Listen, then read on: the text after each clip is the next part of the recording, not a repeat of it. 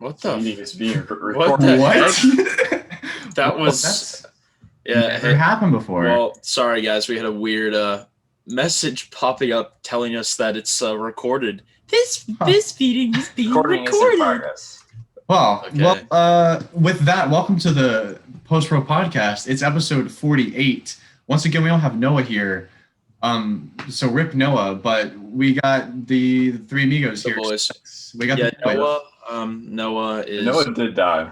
Noah is living his best life since the vaccine, and he's out and about. Honestly, He might be in Italy right now. We don't know. He could be at a rave. He could be playing some flag football. No, he could be reading a book. No, he's reading a book while on DMT. We've gone over this. Okay. So anyway, Post Pro Podcast, episode 48. Guys, do we have any news? I don't have any news. I do. I have quite a bit of news. As always, hit us with Sebastian. Sebastian. Kate Hudson is joining the cast of Knives Out 2 at Netflix. So shout out Kate Hudson. And the cast of Knives Out 2 so far is pretty stacked. So it just continues to get more stacked as it goes.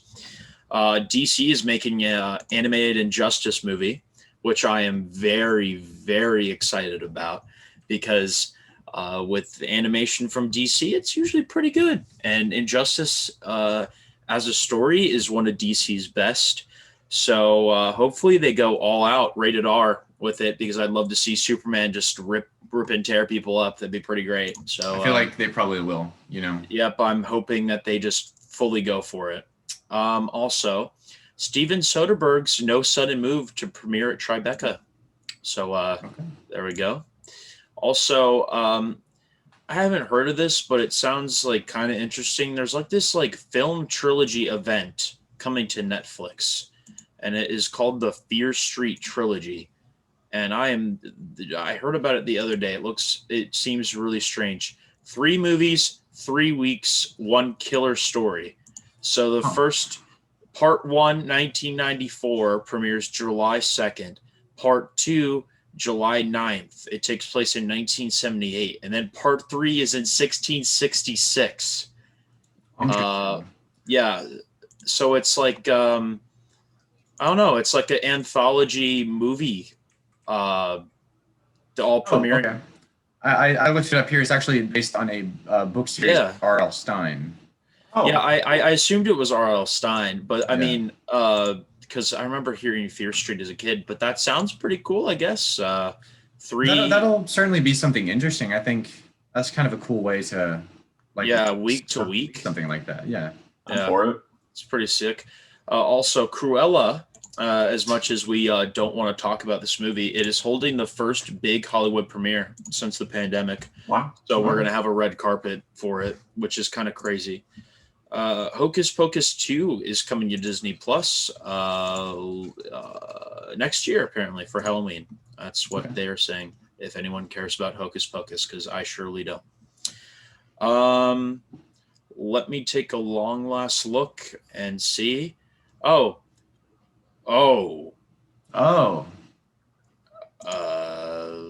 me make sure. Let me make sure this is real. Oh yeah. Okay, this sounds awful. Hey, actually, you know what? Before you go over this, Sebastian, did I for whatever reason this just popped into my head right now?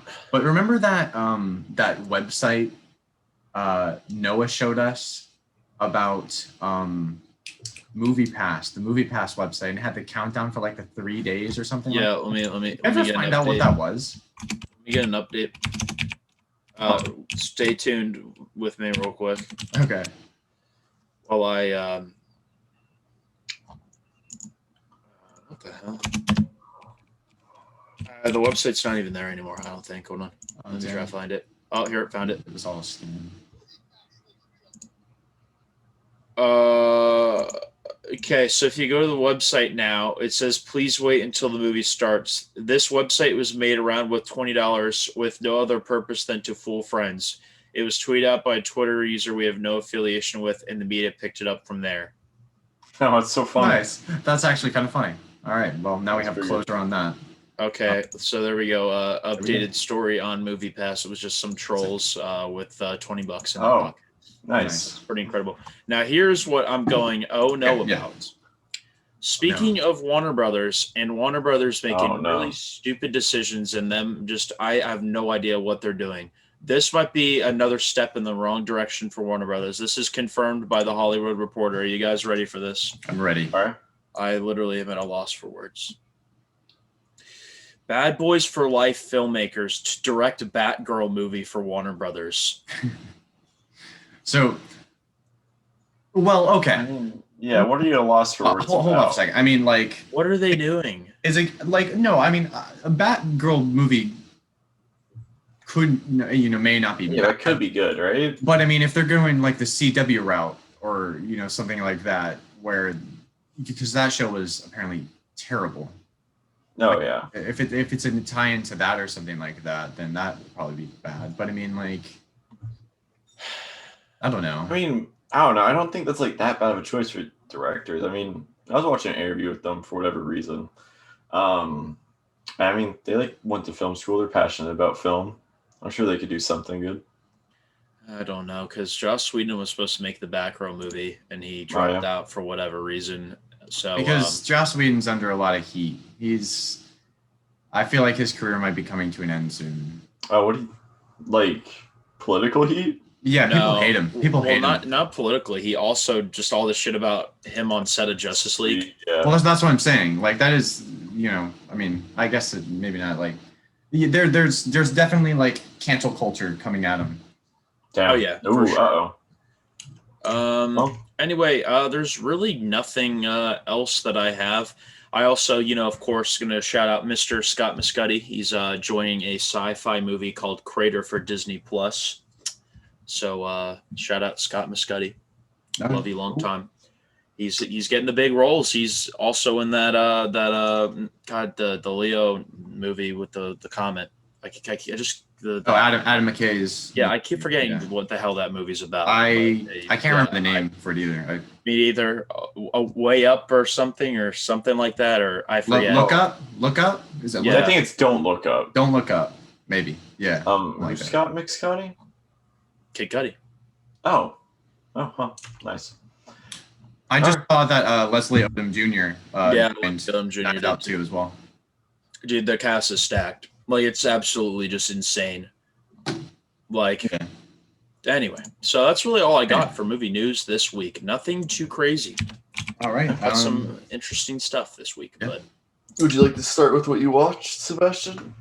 yeah, just give me approximately 10 seconds.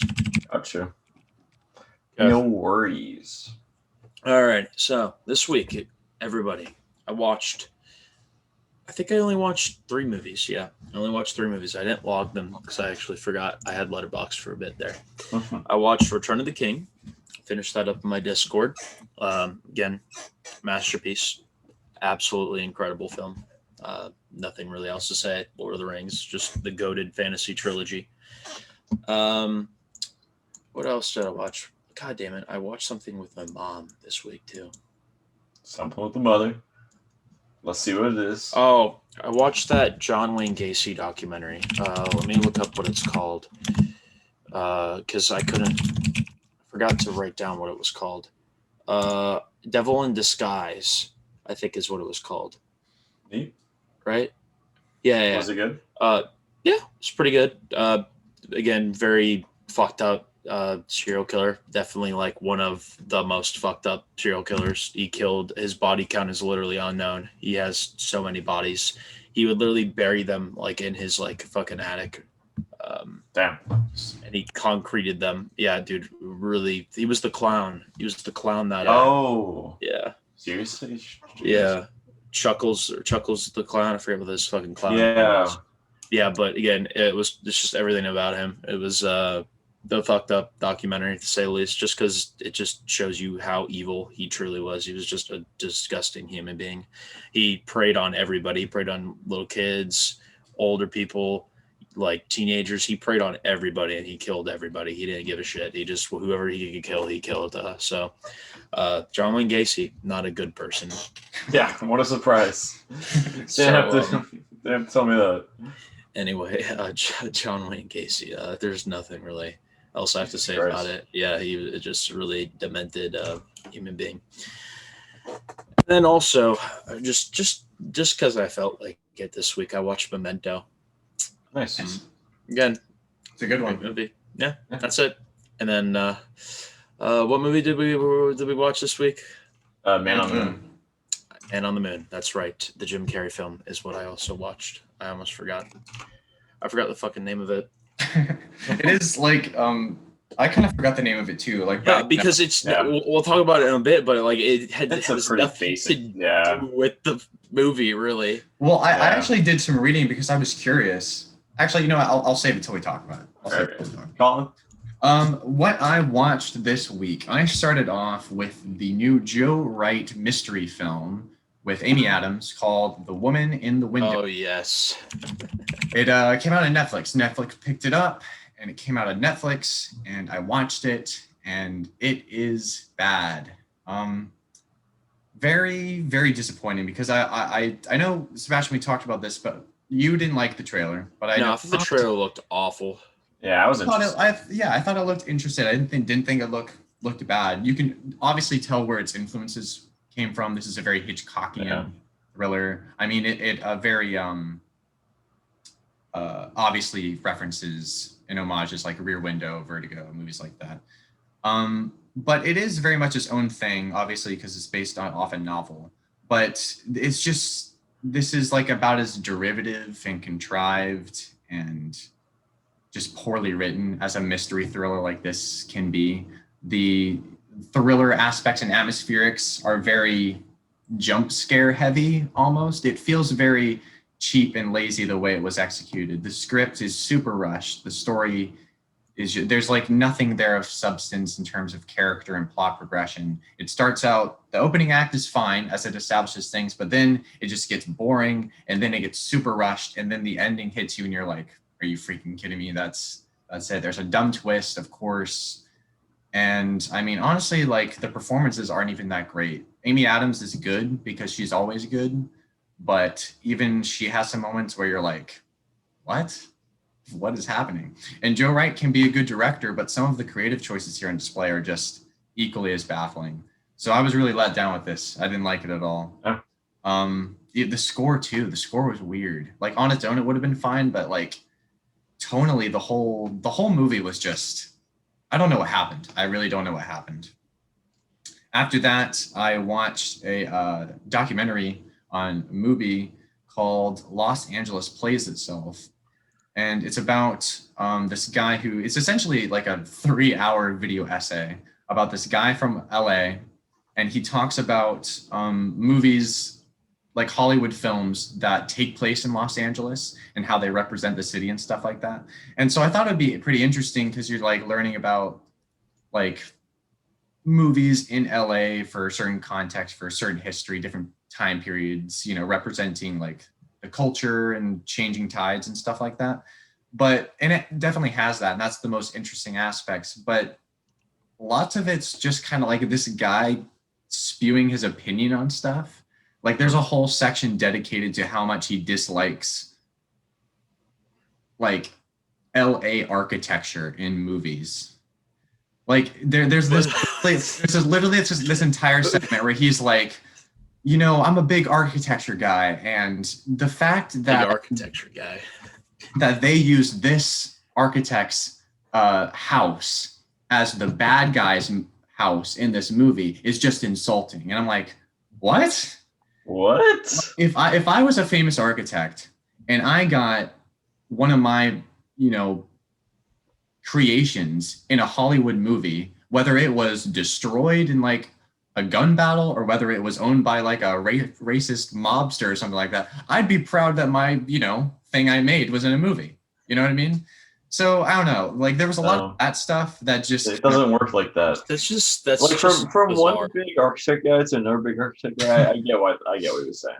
Yeah, so, but I mean, it's just like there are definitely interesting points and stuff in this documentary, but there's a lot of pretentiousness too, and I just, stuff like that kind of rubbed me the wrong way. There was also a whole section on how he was so annoyed by like spatial continuity in movies. He's like, listen, in this shot, they're at this bank in downtown West 34th Street, whatever. And then the next shot, they're like 15 miles from where they actually were on set. And I was like, well, yeah, it's a movie. It's fictional. You can jump around and stuff like that. It's like, so he was upset that like it, stupid stuff like that. I don't know. He literally sounds like a critic on Rotten Tomatoes. Yeah. Yeah. But yeah, it was just weird, kind of pretentious stuff like that. And it just felt like sort of an angry video essay about this guy and how he's like, Hollywood doesn't represent my city correctly. And it's like, well, it's LA, first of all. I mean, what do you expect? Does LA even represent itself? Yeah, so, that's a city where no one is actually from LA. Dude, yeah, exactly. It's just a fucking hodgepodge of just literally garbage. It's just kind of sounds LA. like that. So I mean, I don't want to crap on this movie too hard because like there are some interesting aspects and stuff, and the way they use like the footage from all these movies is pretty cool. But there's some just like really strange arguments the guy makes. Then after that, I decided to take a dive back into some DC animation. Oh my God, Collin, here we go. I watched Deathstroke Knights and Dragons, the movie. And I haven't seen that one. That's one I have not seen. It was pretty disappointing. The story is interesting because it kind of gives backstory to like how Deathstroke became Deathstroke and what that did to his like family situation and stuff like that. Slade Wilson. Yeah, and but it just doesn't do much with it. It brings in a lot of interesting ideas, but it's just everything's severely like underdeveloped, especially the villains, and there's a big twist involving some stuff that you see come from a mile away, so you're hoping it's not going to go that direction, but then it does, and you're like, shoot, well, that's pretty dumb. So this was pretty forgettable, though the animation style it had was probably some of the best I've seen of the DC animated movies. So that was nice. And then after that, I watched Man on the Moon, and that was my week. All right, Thomas, tell us about Man on the Moon. Oh wait, I gotta talk about. Did you not talk about? Oh, my bad. Well, damn it, Collin, you've lost your mind. Oh my God, Colin's just going crazy this week. I'm so sorry, guys. All right, I saw Tokyo Drift in theaters. Honestly, great film, perfect film, best Fast and Furious. Yeah, it's great. I can't wait for Fast 9. I mean, like these films just have, like, they're so elevated by the theater experience. Yeah, like it was so. It's bizarre, like how I expected to hate them, but they're actually like just so stupid and ridiculous that they're somewhat watchable. They're just like next. Well, level. I mean, we're watching them all together, Yeah. That definitely but adds I to feel the like experience. but I feel like even if I watched them on my own, I'd be like, you know what? Oh really? I do not think. I don't know. I feel like I'd die. Really, if you feel like you watch the Watching them Fast alone. and Furious movies alone, you'd probably like want to kill yourself or something. Maybe I could watch like 5 alone, but I feel like that'd be it. Yeah, past 5 gets a little. Sheesh. No, I don't even think I can watch 3 on my own. That's my favorite one. I can't wait for them to go to space. Okay, oh my God, dude! If we see it in 40X, the seats are gonna be like. Our seats are literally gonna get out, like pick up, and we're gonna go to space too. I'm gonna go to space. Yeah, the whole gonna go theater's see just gonna go to space. We're gonna go see Roman and Tej up in space. Dude, I can't wait. It's gonna be great. How are you? Tokyo Drift, best Fast and Furious, best cars. Best cars equals best car movie. There you go. Great review. Then I saw the Demon Slayer movie, and I don't watch anime at all. I just had a friend that really wanted to watch it. It was pretty good. I mean, honestly, like some of the best animation I've like ever seen. Period. Like the fight scenes were fucking crazy, and there were a lot of moments where it was just like typical like anime shit, where they were like the talk, like the actual dialogue. I was like, okay, this is kind of cringy, but sure. You watch a dub or sub? Sub. But I mean, oh my God, the fucking fight scenes. I mean, just like next level shit. I honestly recommend just like looking up like the ending fight and the train fight. Just Jesus, pretty cool. But yeah, I mean, overall it was really good. And then Man on the Moon. So now we can talk about you can talk about Man on My the apologies. Moon. Sorry about that. All right. So it is one of the greatest hip hop albums of all time. It really just. I thought I resonates was with so many opening it people. up. Oh, sorry. Come on, man. All right. So I really honestly picked this film. I mean, it's just been on my watch list. I was thinking about picking it either way. If I'm not gonna lie, mainly picked this because I wanted to finally have a movie that Colin liked. Like that is 90% of the reason why. And I'm hoping I was successful. I saw you had a heart next to it on Letterboxd, so it's a good sign so far. Shoot, I shouldn't put a heart next to it. Yeah. No way. And then I thought it was really, really, really good. I mean, like performances all around, really strong, great biopic, really like captures the character, and like I guess I didn't really know much about God Coffin, something Coffin, Andy Coffin that much before I watched this. Like basically nothing at all. I'd like heard the name, but I mean, it captures the character well. I mean, everything around him too, and it keeps it very like humorous. I laughed a lot during this movie. It keeps it humorous while keeping that dramatic tone really well. I thought it was really good. If anyone else wants to take it away. I have to agree, Thomas. Congratulations. This is the first film that you picked that I have wholeheartedly liked. Let's fucking go. It was pretty good. I really enjoyed, like you said, it balanced tone really well. I think that was obviously, I mean, it's based on a biopic too, so you kind of like expect certain things to let things slide because of like real life, right?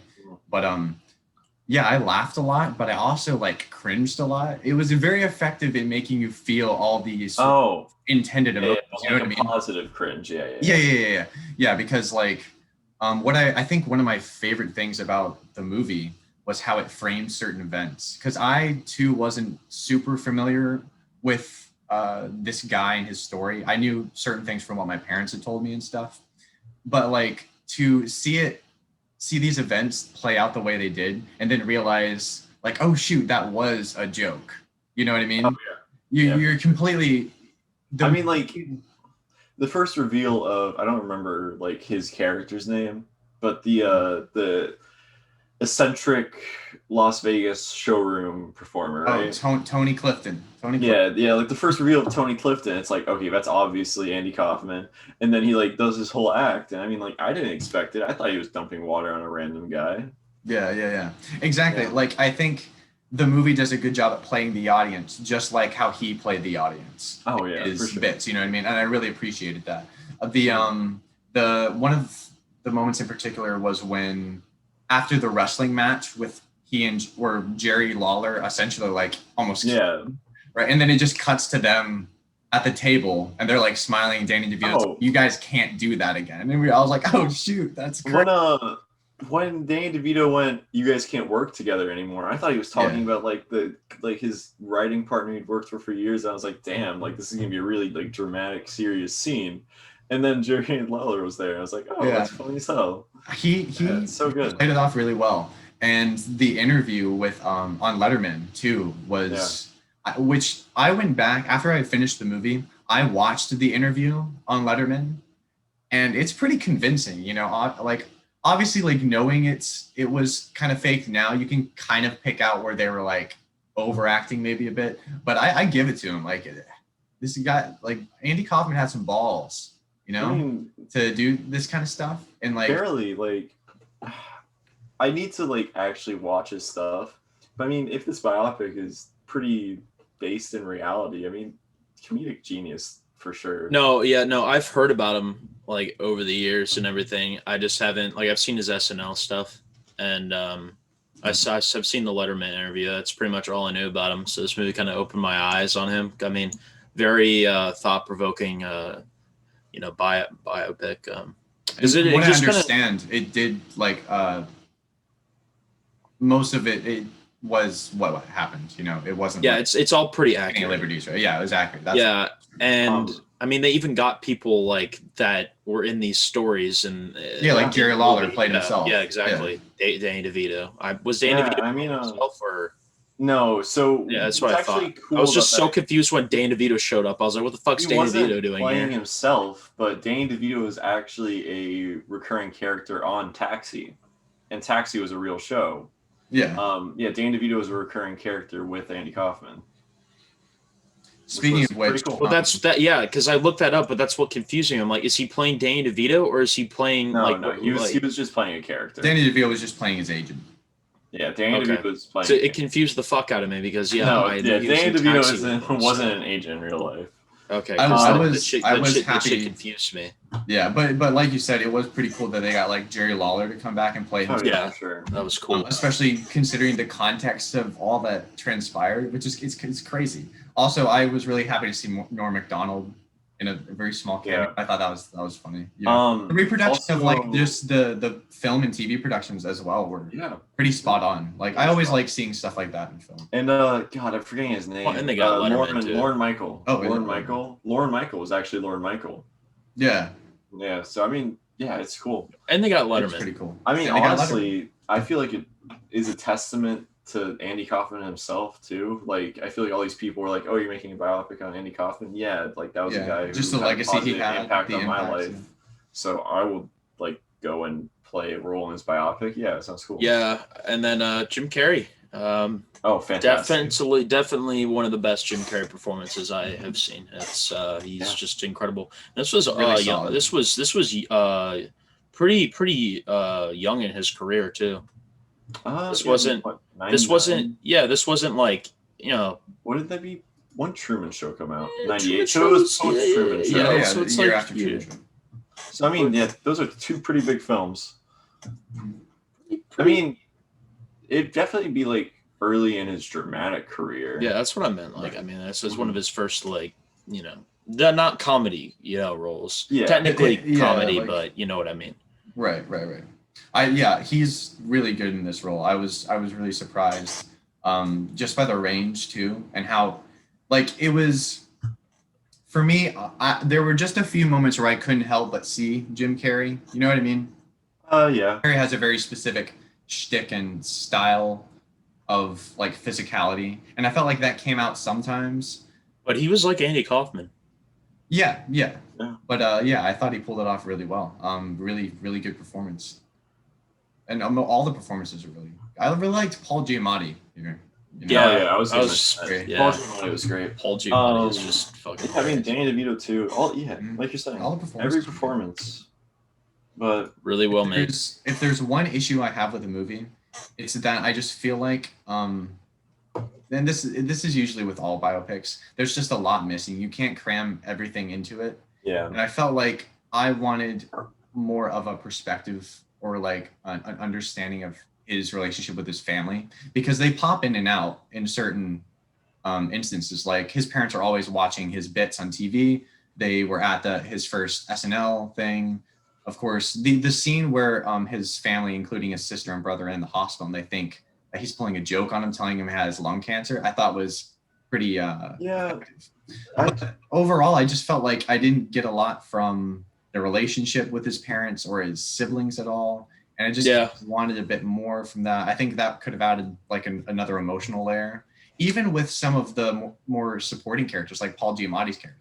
He kind of just pops in and shows up one time, and then that's it. I agree. There was a lot character-wise, supporting-wise, and like, I guess gaps that kind of gloss over time-wise that I would have liked a bit more depth in. I mean, those characters aren't really like developed. It really is just an Andy Kaufman film, right? Yeah, sure. I feel like the parents are developed well enough. I mean, just like by the facial expressions when you see them when they're at like the performances, where you see like the loving, caring mom and the like kind of strict, meaner, down to like more grounded in reality father, but still like even on the first SNL bit, the father is like, oh, I don't know if this is gonna work, and the mother wants to be supportive, and as it keeps going, you see the father evolve to being more like supportive and caring, and you see the mother along there too. Yeah, I didn't really get any of that, honestly. I think the script could have had a bit more to it, but that was really like my only big issue with the movie.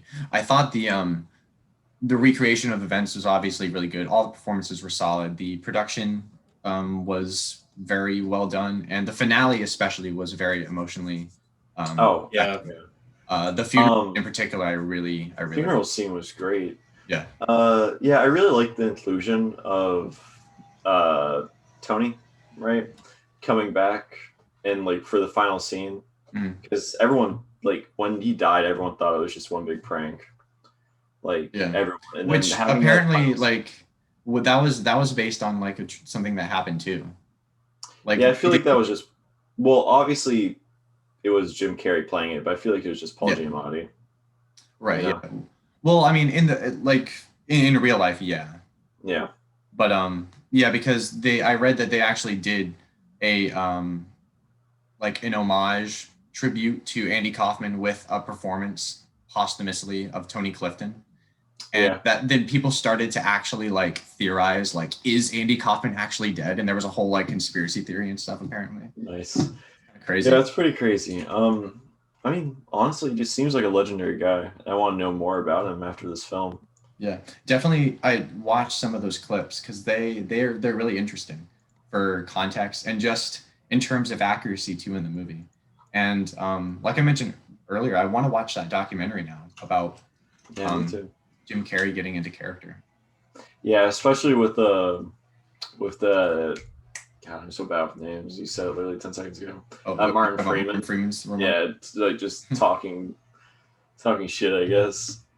Yeah. All right. Surprising. Yeah, but oh, and then one last thing I wanted to mention: the scene where Kaufman and his family go to the Philippines for that like radical experimental treatment. You know. Yeah. I thought it was pretty poignant, the irony there. You know how he caught the doctor, you know, not actually doing anything. It was just a hoax, and so he kind of laughed, like as if, you know, they were essentially like doing to him what he had done to audiences all along. Yeah, that was pretty. I thought that was pretty cool, honestly, and how he thought about it too. The film was like, it was a lot more than a biopic too, where I feel like a biopic can very often just be kind of boring, basic. Like a retelling of events, more or less, yeah. Or like this felt like very much elevated, like especially with like the intro too. Yeah, it definitely had a unique style to it, and it had some heart too, which I appreciated. Yeah, for sure. Good movie. Yeah. Quite good. All right, ratings? Ratings. I'm going 8 out of 10. I'm also giving it an 8. I think my best I've ever gotten from Collin was what, a 5 or a 6 for Synecdoche? It was a 6 out of 10. Okay. So, like I said, it's a really good movie. The only issue I had was I felt like some of the supporting characters and plot events were a little underdeveloped. Also, I wanted to mention the girlfriend. I felt like she was kind of just haphazardly thrown. My favorite. Yeah, but anyway, that's really my only big issue. I give it a solid 8 out of 10. Let's go. 8 across the board, baby. So 8's across the board. That is a 8 out of 10 for Man on the Moon. And what I also wanted to mention before was I did some reading to what the title meant. Oh yeah. And it was actually named after an REM song that was made, I believe, for the movie. Oh wait, really? That song was made for the movie? I want to say so, but I very well could be wrong. Let me actually look it up real quick. Yeah, because that confused me. I was like, "What? This has no relation to the actual film at all." You know what I mean? Like, is it just? I guess is it because he's so like not like people or something? Like what? You know what I mean? It's kind of like a weird title for the film. That's what I kind of. Okay, here it is. Here we go. So, Man on the Moon, song by REM. It was lyrically, the song is a tribute to comedian Andy Kaufman, with numerous references to his career. The song's title and chorus refer to the moon landing conspiracy theories as an oblique allusion to Kaufman's death conspiracy theories. And so they made that song and then they named the movie after the song. After the song, because it was made in tribute to Andy Kaufman. Yeah, okay, there we go. So that's the reality. That makes a little sense then. Yeah. Nice. Dog. Yeah, my dog's going ham right now. She's feeling better. So yeah, Man on the Moon, great film. Definitely enjoyed it. Jim Carrey. Jim Carrey is just a legend. Jim Carrey's All right, so with that, Sebastian, I believe it is your pick. We're skipping over Noah Ooh. again. If my pick isn't obvious enough, we're going into Die Hard. This is another movie. Since Thomas, his pick was to get Collin to like a movie. We're on the track to get Collin to watch movies he somehow has not ever watched in his entire life.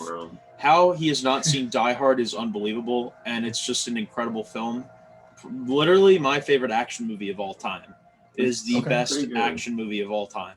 And you've got just Bruce Willis giving an actually good performance. You've got, oh God, his name escapes me right now. Alan Rickman. Yeah, Alan Rickman giving one of his best performances ever and one of the best villains in a movie ever.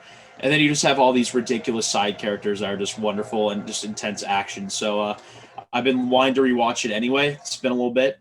I'm excited to rewatch it. It is the best Christmas movie of all time. So Die Hard. Really? Yes.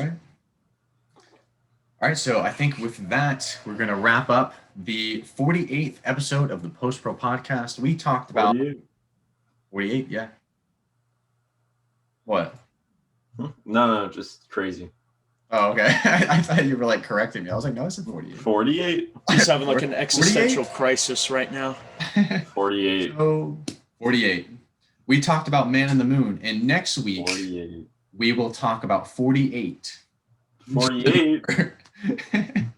All right, talking about 48 next week. Next week on the 49th episode of the podcast. No, next week we'll talk about Die Hard, and maybe Noah will return, or maybe he will continue to go off 48. do his own thing. Only time will tell. Only time will tell. About in 48 seconds, 48 hours, 48 days. Bye-bye.